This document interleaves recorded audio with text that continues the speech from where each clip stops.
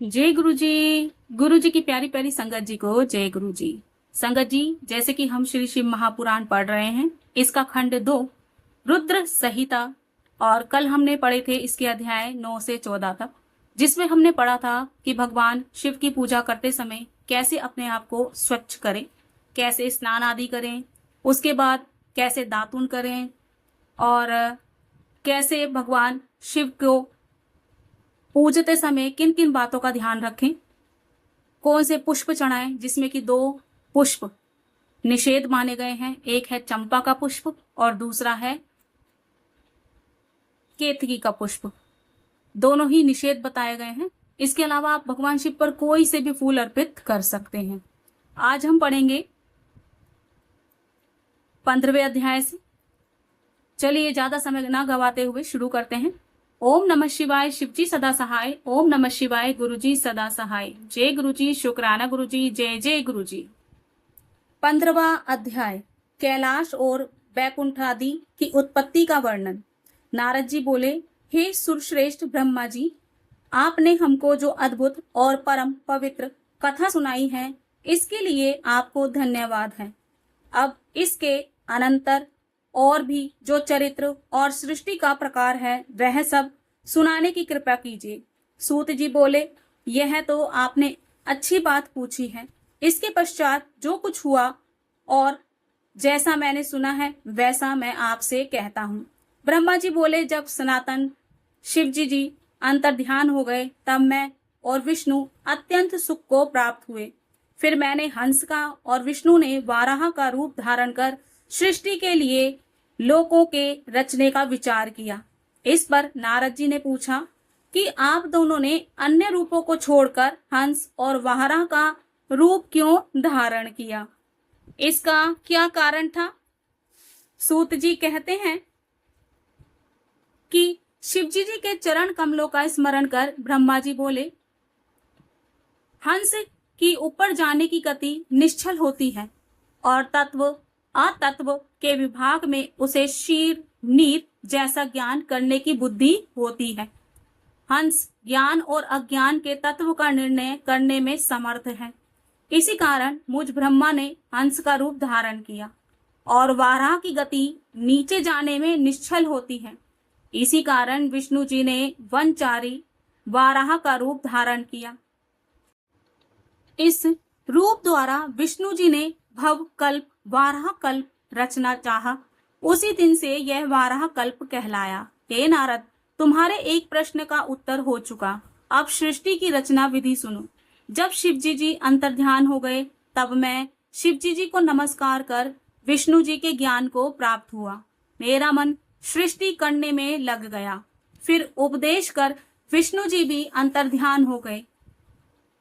ब्रह्मांड से बाहर निकल वैकुंठ में गए। तब जो मैंने सृष्टि की कामना से शिव और विष्णु का स्मरण कर पहले जल का निर्माण किया था, उस जल में एक अंजलि जल डालकर 24 तत्वों वाला एक अंड प्रकट किया, जो फिर विराट हो गया। उसके विराट होने से मुझे बड़ा संशय हुआ और उसके लिए मैंने 12 वर्ष का एक कठिन तप किया। इस तप में मैंने केवल विष्णु जी का ध्यान किया। तब श्री विष्णु जी प्रकट होकर मेरे अंगों को स्पर्श करते हुए बोले कि हे ब्राह्मण, मैं तुम पर प्रसन्न हूँ। शिवजी जी के प्रसाद से मेरे लिए कुछ भी आदेय नहीं है। जो चाहो मुझसे वर मांगो। मैंने कहा, शिवजी जी ने मुझे आपके ही आश्रित किया है और उन्होंने जो कहा है वही मांगता हूँ। यह जो 24 तत्वों वाला अंड विराट हो गया है और इसमें चेतना नहीं दिखाई देती है, इसको आप चैतन्य कर दीजिए। तब शिवजी जी का ध्यान कर विष्णु जी अनंत रूप से उस अंड में प्रवेश कर गए। फिर तो उस अंड से सहस्त्रों सिर, सहस्त्रों नेत्र और सहस्त्रों चरण सहित अवयव निकलकर पृथ्वी को चारों ओर से घेर लिए। विष्णु जी 7 लोगों के अधिपति हो गए।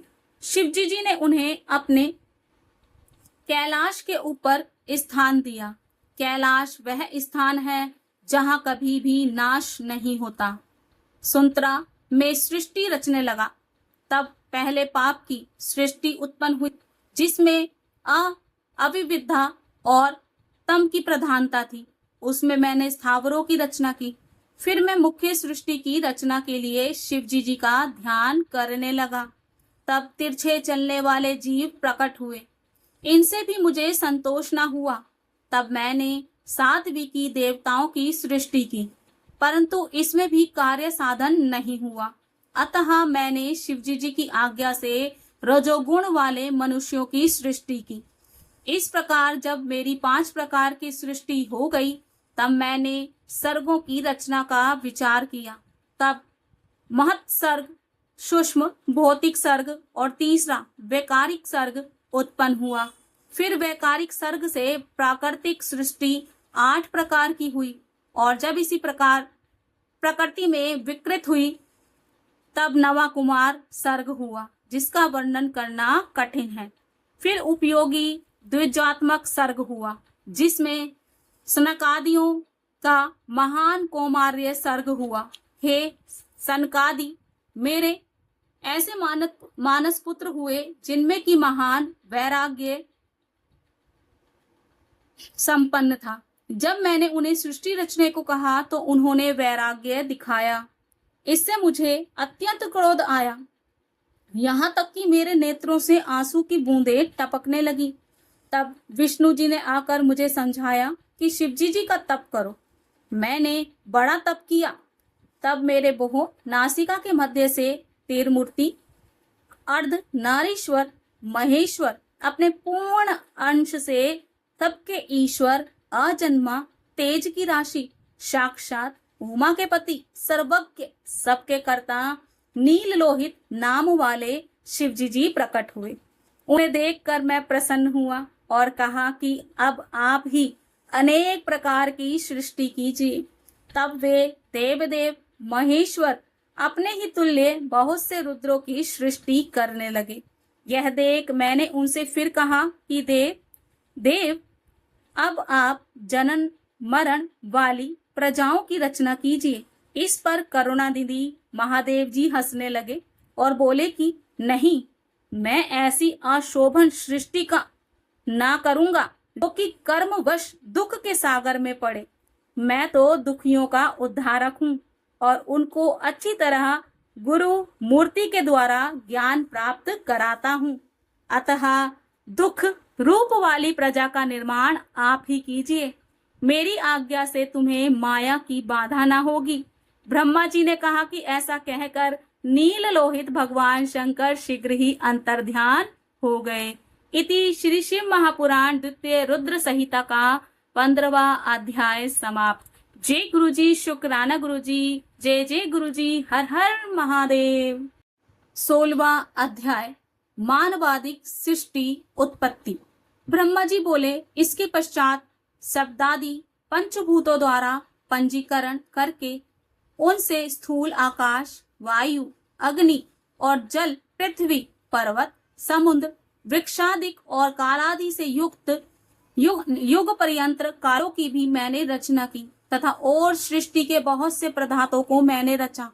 परंतु जब इससे भी मुझे संतोष नहीं हुआ तो मैंने अम्बा सहित शिव जी का ध्यान कर सृष्टि के अन्य पदार्थों की रचना की और अपने नेत्रों से मरीचि को, हृदय से भृगु को, शीर से अंगिरा को, कान से मुनिश्रेष्ठ पुलक को, उदान से पुलस्त्य को, समान से वशिष्ठ को, अपान से क्रतु को, कानों से अत्रि को, प्राण से दत्त को और गोदी से तुम नारद को और अपनी छाया से कर्दम मुनि को उत्पन्न किया। साथ ही सब साधनों का भी साधन धर्म को भी मैंने अपने संकल्प से उत्पन्न किया। तब मैं कृताग्ध हुआ। फिर मैंने अपना 2 रूप किया। मैं आधे से नारी और आधे से पुरुष हुआ, जिसमें परम साधक पुरुष स्वयंभू मनु और शतरूपा नाम वाली योगिनी एवं तपस्विनी वह नारी हुई, जिस परम सुंदरी को ग्रहण कर मनु ने विवाह की विधि से मैथुन द्वारा सृष्टि को उत्पन्न किया।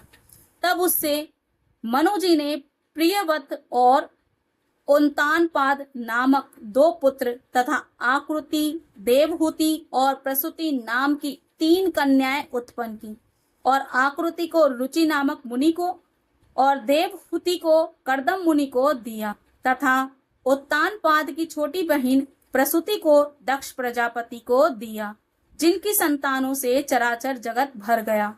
फिर आकृति में रुचि द्वारा दक्षिणा युक्त यज्ञ और यज्ञ की दक्षिणा में 12 पुत्र उत्पन्न हुए।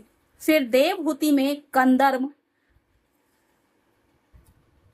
मुनि से कपिल मुनि उत्पन्न हुए और इधर दक्ष के 24 कन्याएं उत्पन्न हुई, जिसमें से दक्ष ने श्रद्धा आदि 13 कन्याओं को धर्म को दिया, जिनके नाम ये हैं श्रद्धा, लक्ष्मी, धृति, तुष्टि, मेधा, क्रिया, बुद्धि, लज्जा, वसु, शांति, सिद्धि और क्रांति, कीर्ति। फिर इनसे छोटी 11 कन्याओं ख्याति, स्तुति, संभूति, स्मृति, प्रीति, क्षमा, सन्नति, अनुरूपा, ऊर्जा, स्वाहा और सर्वदा को क्रमशः भृगु, भव, मरीचि, अंगिरा मुनि, पुलस्त्य, पुलहा, क्रतु, अत्रि, वशिष्ठ, वहिन और पितर को दिया, जिनकी संतानों से त्रिलोकी भर गई। फिर तो शिवजी जी की आज्ञा से प्राणियों के कर्मानुसार असंख्य जातियों की उत्पत्ति हुई और जिसमें ब्राह्मण श्रेष्ठ हुए। कल्प भेद से दक्ष के साथ कन्याओं की भी उत्पत्ति कही गई है और उन जिनकी संतानों से पाताल से लेकर सत्यलोक तक यह चराचर जगत व्याप्त हो गया तथा कुछ भी शून्य ना रहा। इस प्रकार शिवजी जी की आज्ञा से ब्रह्मा जी ने सृष्टि की रचना की। सदाशिव ने त्रिशूल के अग्रभाग से सती की रक्षा की, जिन्हें सर्वव्यापी विष्णु जी ने अपने प्रभाव से पहले ही निर्माण किया था। और भी कन्याएं दक्ष जी से लोक कल्याण के लिए ही प्रकट हुई थी। इस प्रकार शिवजी जी ने भक्तों के उद्धार के लिए बहुत ही लीलाएं की, जिनका वाम अंग बैकुंठ और दक्षिण अंग मैं हूँ। इस प्रकार मैं, विष्णु और रुद्र, यही 3 गुण इधर प्रधान हुए और उधर इसी प्रकार सत, रज और तम 3 गुणों से जिनका मैं स्वयं प्रधान हूँ, उनमें से रजोगुण वाली सुरा देवी तथा सतोगुण वाली सती और तमोगुण वाली लक्ष्मी प्रकट हुई। सती के परा और शिवा उमा के ये 3 रूप हैं, जिनमें यही शिवा सती के रूप में शंकर के साथ ब्याही गई और पिता के यज्ञ में शरीर त्याग कर नारद से अपने पद को प्राप्त हुई। फिर पार्वती होकर तप करके शिवजी जी को मिली, जिनके कालिका, चंडिका, भद्रा, चामुंडा, विजया, जया, जयंती, भद्रकाली, दुर्गा, भगवती, कामाख्या, कामदा, अम्बा, मृडानी और सर्व मंगलदायक, भुक्ति मुक्तिदायक नाम है। फिर तो यह तीनों गुणाम्य देवियों और गुण में देवताओं ने मिलकर अनेकों प्रकार की उत्तम सृष्टि की। हे मुनि सत्तम, इस प्रकार तुम्हारे लिए मैंने सृष्टि का प्रकार कहा। शिवजी जी की आज्ञा से मैं ही इस ब्रह्मांड का रचयिता हूँ। इति श्री शिव महापुराण द्वितीय रुद्र संहिता का 16वां अध्याय समाप्त। जय गुरुजी, शुक्राना गुरुजी, जय जय गुरुजी, हर हर महादेव। 17वां अध्याय शिवजी जी की कैलाश यात्रा। सूत जी कहते हैं, जब इस प्रकार शिवजी जी ने कहा तब नारद जी ने नमस्कार कर विनय पूर्वक फिर पूछा कि हे ब्रह्मा जी, शिवजी जी कैलाश पर कब गए और महात्मा कुबेर के साथ उनकी मित्रता कहाँ हुई और वहां रहकर शिवजी जी ने क्या किया, उनका यह सब चरित्र मुझे बताइए। ब्रह्मा जी कहने लगे, हे नारद, जिस प्रकार शिवजी जी कैलाश पर गए और कुबेर के साथ मित्रता की वह सुनो। कापिल्य नगर में एक यज्ञदत्त नाम का ब्राह्मण रहता था, जो यज्ञ विद्या में पारंगत था। उसके गुणनिधि नामक एक पुत्र था, जिसकी आयु उस समय 8 वर्ष की थी और उसका यज्ञोपवीत हो चुका था तथा उसने भी बहुत सी विद्याएं सीखी थी, परंतु पिता से छिपकर वह जुआड़ी, खेल कूद में संलग्न और गाने बजाने वालों का साथी हो गया। उसने ब्राह्मणों के आचार त्याग, संध्या, वंदनादि से रहित ब्राह्मणों की निंदा में रत और पाखंडियों तथा भांडों का साथ कर लिया था। माता के कहने पर भी वह पिता के समीप नहीं जाता और पिता तो घर के कार्यों और दीक्षादि में संलग्न रहा करते, और जब घर आकर अपनी स्त्री से पूछता कि वह इस समय गुणनिधि कहाँ गया है, तो वह कह देती कि इसी समय कहीं बाहर गया है, कहीं स्नान या देवताओं के पूजन के लिए गया होगा। एक ही पुत्र वाली होने के कारण वह माता दीक्षित को ठग लेती। निदान गृह सूत्र के अनुसार दीक्षित ने उस पुत्र का विवाह भी करा दिया। माता नित्य पुत्र को समझाती कि उसके पिता बड़े ही धर्मात्मा और क्रोधी भी हैं। तुम अपनी बुरी आदतों को छोड़ दो, अन्यथा जब वह तुम्हारे इस चरित्र को जान लेंगे तब तुमको और मुझको दोनों को मारेंगे। तुम्हारा कुल बड़ा पवित्र है, तुम यह जुआ आदि निदंगे कर्म क्यों करते हो? हे पुत्र, इसे त्याग देने में ही तुम्हारा कल्याण है। परंतु कहाँ की माता के समझाने का उस पर कुछ भी प्रभाव ना पड़ता। एक दिन उसने घर में रखी हुई पिता के हाथ की अंगूठी को चुराकर किसी जुआरी के हाथ में दे दी। देवयोग से दीक्षित ने उस अंगूठी को जुआरी के हाथ में देखा और उससे पूछा तो उसने कहा, मैंने कोई तुम्हारी चोरी तो नहीं की है, किंतु तुम्हारे पुत्र ने ही लाकर दिया। वह अंगूठी ही नहीं, किंतु उसने और भी जुआड़ियों को बहुत सा धन लाकर दिया है। परंतु आश्चर्य है कि तुम जैसा पंडित अपने पुत्र को क्यों नहीं जान सके। लज्जा के मारे दीक्षित का सिर झुक गया। वह सिर झुकाए और वस्त्र से अपना मुंह ढके हुए अपने घर गया और वह घर में जाकर पत्नी से बोला कि हे दीक्षित की धूर्त पत्नी, भला यह तो कहो कि तेरा गुणनिधि पुत्र कहाँ है? वह कहीं भी हो, किंतु मेरी अंगूठी कहाँ है, जिसे उपटन करते समय तूने मेरे हाथ से ले ली थी?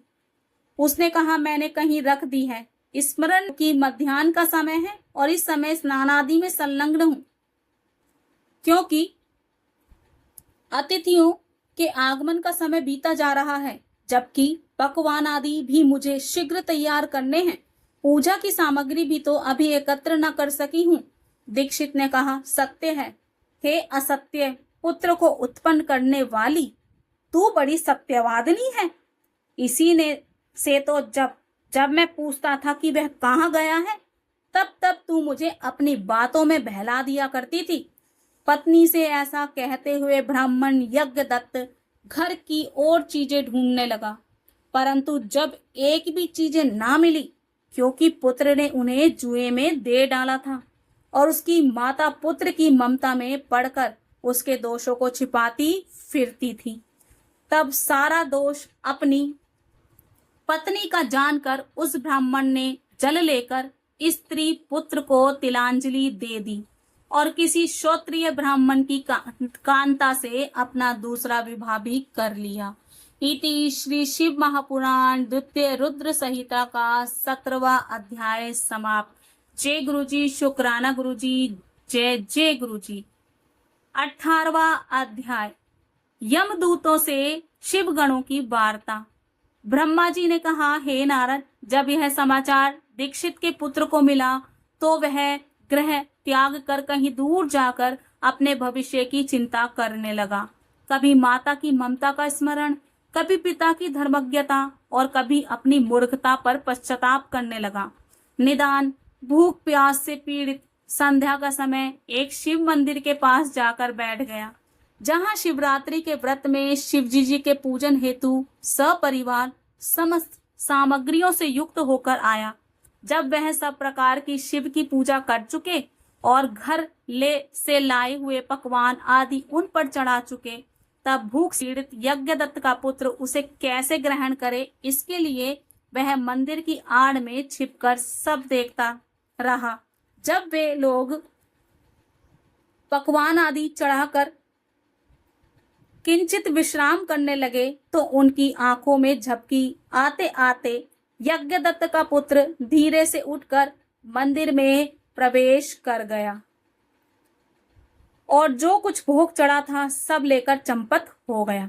किंतु उसी क्षण उसके पैर की धमधमाहट सुनकर वे सोए हुए लोग जाग गए और चिल्लाते और तथा दौड़ते हुए उसका पीछा किया। नगर के लोगों ने भी उसे खदेड़ा और नगर के रक्षकों ने तो उसे भागते हुए ऐसा मारा कि वह क्षण भर में ही अंधा हो गया। अभी तक उसने उस नैवेद्य को खाया भी नहीं था कि इतने में यम के दूतों ने आकर उसे बांध लिया।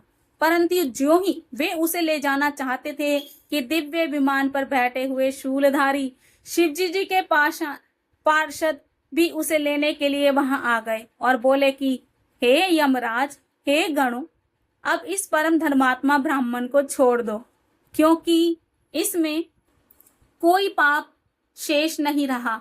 यम के दूतों ने शिवजी जी के पार्षदों को नमस्कार कर कहा, नहीं, आप नहीं जानते, यह बड़ा पापी और अपने धर्म कर्म से नष्ट, कुल के आचार से हीन और अपने पिता का बड़ा शत्रु है।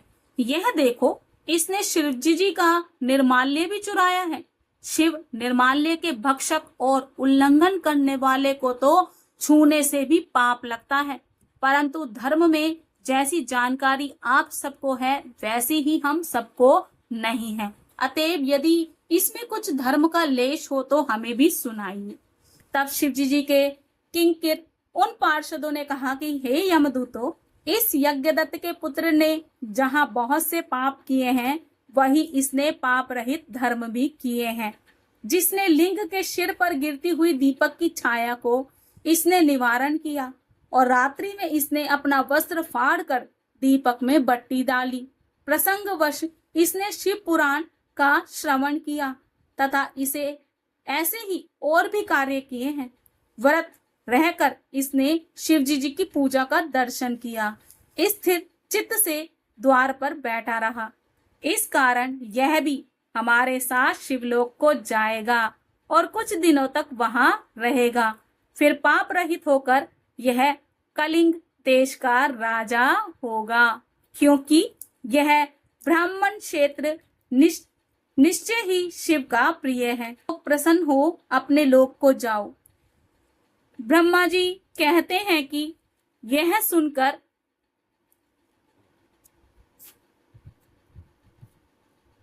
यम के दूत जहां से आए थे वहीं अपने लोक को चले गए। तब समाचार यमदेव से कहा। यमदेव ने भी हर्ष से उनकी बात स्वीकार की। फिर तो उन यमदूतों से छुड़ाया गया वह ब्राह्मण शिव गणों द्वारा शिवलोक को गया और वहां शिव पार्वती की सेवा से लौटकर कलिंग देश का राजा हुआ।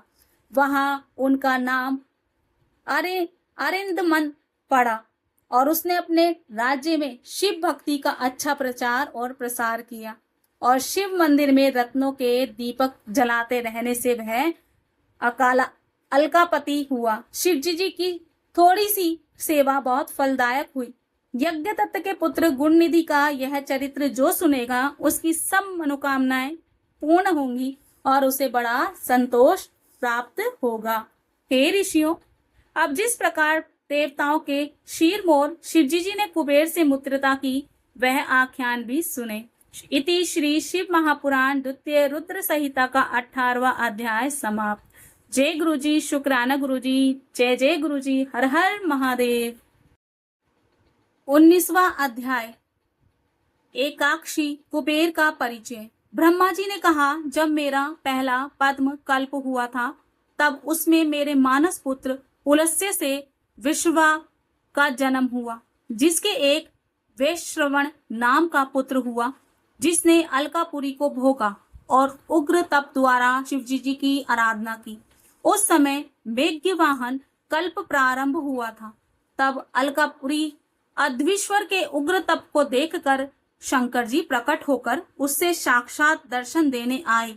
तो उसने कहा, हे शिवजी जी, आपके अपरिमित तेज से मेरे नेत्र बंद हो गए हैं, अतः अपने चरण कमलों के दर्शन की को दीजिए। हे मुनिशेखर, आपको नमस्कार है। वह यज्ञदत्त का वही पुत्र था जो शिवजी जी की सेवा से अलकापुरी में आकर राजा हुआ था। परंतु जब उसने शिवजी जी के साथ पार्वती जी को देखा तो उसके प्रति उसने क्रूर दृष्टि की, जिससे उसका बायां नेत्र फूट गया। शिवजी जी ने पार्वती से कहा, यह तुम्हारा पुत्र है, तुम्हें क्रूर दृष्टि से नहीं देखता है, किंतु तुम्हारी तपस्या की प्रशंसा करता है, अतः मैं इसे निधियों का स्वामी बनाता हूँ। यह ग्रहों का ईश्वर होगा। ऐसा कहकर शिवजी जी ने उसे धनपति बना दिया और पुनः उमा से मिलाकर यह कह दिया कि आओ, यह तुम्हारी माता है, इनके चरणों में प्रसन्न चित्त से प्रणाम करो। फिर उमा से कहा कि हे देवीशी, हे तपस्विनी, इस अपने अंगज पुत्र पर प्रसन्न होवो।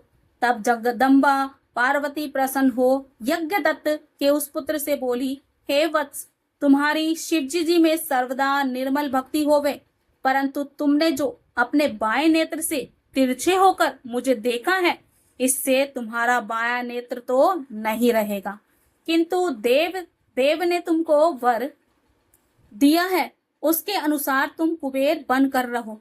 फिर तो महादेव जी ने उसे वैश्वश्व नामक स्थान में कुबेर बनाकर प्रवेश करा दिया और स्वयं उसकी अलकापुरी नामक महानगरी के समीप में ही अपना कैलाश नामक स्थान नियत किया।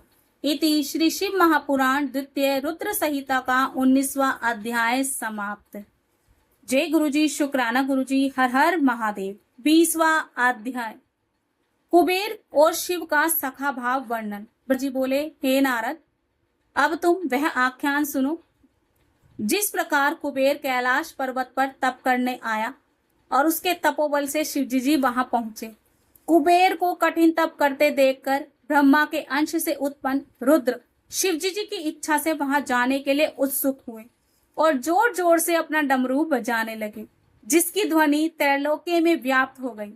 विष्णु और ब्रह्मादिक सब देवता तथा मुनि और वेद शास्त्र और सिद्ध लोग भी मूर्त होकर वहां पहुंचे। साथ ही असंख्यों घोड़ों सहित अपनी लाखों करोड़ों की सेना के साथ शिवजी जी ब्रह्मा विष्णु सहित बड़े प्रेम से रुद्र रूप शिवजी जी के दर्शनार्थ वहां पहुंचे। शिवजी जी को आता देख कर महात्मा कुबेर ने आदर से उठकर भक्ति पूर्वक अनेक प्रकार की भेंटों से परिवार सहित उनकी पूजा की और आलिंगन कर अलकापुरी के समीप ही ले जाकर निवास कराया। फिर शिवजी जी ने विश्वकर्मा को बुलाकर उस कैलाश पर्वत पर अपने भक्तों और अनुचरों के लिए स्थान बनाने की आज्ञा दी। विश्वकर्मा ने अनेक प्रकार के स्थान बना दिए। इस अवसर पर हरि की प्रार्थना से शिवजी जी बहुत प्रसन्न हुए। फिर कुबेर पर कृपा कर शिवजी जी कैलाश पर्वत पर गए और एक शुभ मुहूर्त देखकर उसमें प्रवेश किया। विष्णु आदि देवता आनंदित हुए तथा मुनि और सिद्धगण भी आनंद से शिवजी जी का अभिषेक किए और अनेक प्रकार की सामग्रियों से उनकी पूजा की। ऊपर से मांगलिक पुष्प वृष्टि हुई। अप्सराएं नाचने लगी और गाने लगी। सुखदायक जय और नमः शब्द होने लगा। तब शिवजी जी सिंहासन पर बैठे तो विष्णु आदि देवताओं ने अलग अलग स्तुति की। शिवजी जी ने सबकी कामनाएं पूर्ण की। जब सब देवता अपने स्थान को चले गए तब शिवजी जी ने मुझको और विष्णु को आसन पर बिठाकर बहुत बार प्रीति पूर्वक संबोधन कर कहा कि हे हरि, हे ब्रह्मा, तुम दोनों मेरे अत्यंत प्रिय हो। अब तुम लोग निर्भय होकर अपने लोक को जाओ। मैं तुम्हारा सुखदाता हूँ और सदैव तुम्हारी देखभाल करता रहूंगा। हम दोनों अपने अपने स्थान को चले आए। उसी समय प्रसन्न होकर शिवजी जी ने कुबेर के पास आकर उनका हाथ पकड़कर कहा, हे मित्र, मैं तुम्हारी मित्रता के वशीभूत हूँ, तुम भी अपने स्थान को जाओ। हे निष्पाप, मैं तुम सहायक हूँ। कुबेर जी शिवजी जी की आज्ञा से अपने स्थान को आए। शिवजी जी कैलाश पर अपने गणों सहित ध्यान में तत्पर हो निवास करने लगे। वहां रहते हुए उन्होंने अनेकों विहार किया। कितने ही दिन तक पत्नी के बिना ही परमेश्वर शिव ने अपना समय बिताया। फिर दक्ष की पत्नी से उत्पन्न सती से विवाह किया। फिर तो महेश्वर दक्ष पुत्री सती के साथ विहार करने लगे। लोकोपचार में परायण होकर शिवजी जी और सुखी हुए। हे मुनियों, यह रुद्रावतार और शिवजी जी का कैलाश पर आगमन तथा उनकी कुबेर के साथ मित्रता मैंने वर्णन की। अब उनकी वह लीलाएं वर्णन करूंगा जो सर्व काम फलदायक हैं। जो इस कथा को शांत चित्त से पढ़ेगा और सुनेगा, उसे संसार में सब भोगों की प्राप्ति होकर परलोक में मुक्ति प्राप्त होगी। इति श्री शिव महापुराण की दूसरी रुद्र संहिता के 20वें अध्याय संपूर्ण में उसका प्रथम सृष्टि खंड समाप्त। शुभ मस्तु। जय गुरु जी, शुक्राना गुरु जी, हर हर महादेव। संगत जी, आज यह रुद्र संहिता का समापन हो गया है और कल हम पढ़ेंगे तृतीय खंड, जिसमें पहला खंड जो होगा वो होगा सती खंड। सती जी के विषय में बताया जाएगा कि कैसे सती जी की उत्पत्ति हुई और क्या क्या उन्होंने लीलाएं की, भगवान शिव से विवाह किया और बहुत कुछ मंगल ही मंगल हुआ। और संगत जी, आज मैं अपनी वाणी को यहीं विराम दूंगी। डेली आपको 10:30 बजे इसी चैनल पर गुरुजी तेरा ब्लेसिंग पर श्री शिव महापुराण सुनने को मिलेगी और शाम को जैसे अभी फिलहाल दिव्य आभा चल रही है गुरुजी की पावन पुस्तक, वैसे ही वो चलती रहेगी। जब उसका समापन हो जाएगा तो सुबह 10:30 और शाम को 5 बजे दोनों समय ही आपको श्री शिव महापुराण के अध्याय जो है सुनने को मिलेंगे। साथ साथ में आप पढ़ते भी रहिए। आज मैं अपनी वाणी को यही विराम दूंगी। जय गुरुजी, शुक्राना गुरुजी, हर हर महादेव, जय जय भोलेनाथ।